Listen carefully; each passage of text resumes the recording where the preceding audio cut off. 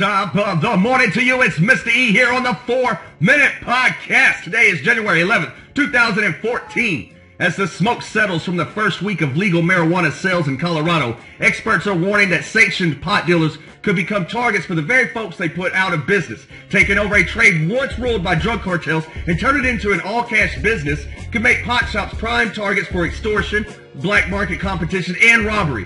One veteran border narcotics agent told FoxNews.com, Colorado's legal pot industry will find it hard to keep the criminals from owning in on the lucrative business they once controlled. Mexico is already in Colorado without the risk, this agent said. Legal business will likely see a rise in extortion attempts while law enforcement will see a lot of backdoor deals being made. Cartels, especially the Juarez and Sonoma, who have a strong presence in Colorado, could not have been happy with the estimated $1 million in sales January 1st, the first day of legalized retail sales.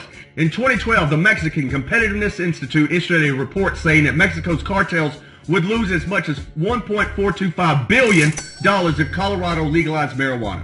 The organization also predicted that drug trafficking revenues would fall 20 to 30%, and the Sonoma cartel, which would be most affected, would lose up to 5%. Do you recognize these names on these cartels? Faced with such losses, the violent cartels could force their way in as black market wholesalers or simply rob pot dispensaries, which take only cash and have not been able to establish accounts with banks because of lenders' fears of violating federal laws. But the general consensus is that the Mexican cartels will not quietly relinquish the Denver market. The owner of the Colorado Springs dispensary told the Denver Post he is planning to get a concealed weapons permit for protection when he has to move money out of the store. Why would they post? They put that in the article that he's unarmed. Anyway you plan it, there's going to be large amount of cash around, he said, and that's extremely scary. All right, in the very next sentence, he says there's lots of money around. Would you print this shit? Denver police are taking a wait-and-see posture. That's to see what may emerge. It's only been a week, so we'll have to sit back and see how this will play out. Denver police spokesman Sonny Jackson told FoxNews.com, "We're a police department. We're always concerned about what may happen." Jackson said he would not speculate as to which cartels may decide to infiltrate the legitimate business or how. "We're concerned with the public consumption right now," Jackson said. The Marijuana Enforcement Division of the Colorado Department of Revenue, the primary enforcement office responsible for overseeing the production and sale of the retail marijuana, did not return repeated attempts by Fox News for comment.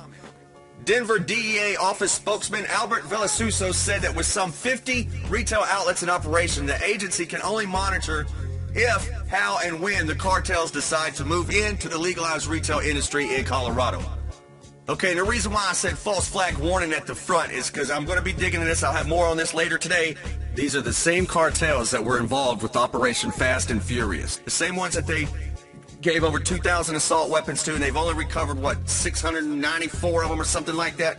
It's the same cartels. And why would this article go up? And why would they say that the fucking owners are unarmed? And why would they say how much money's laying around?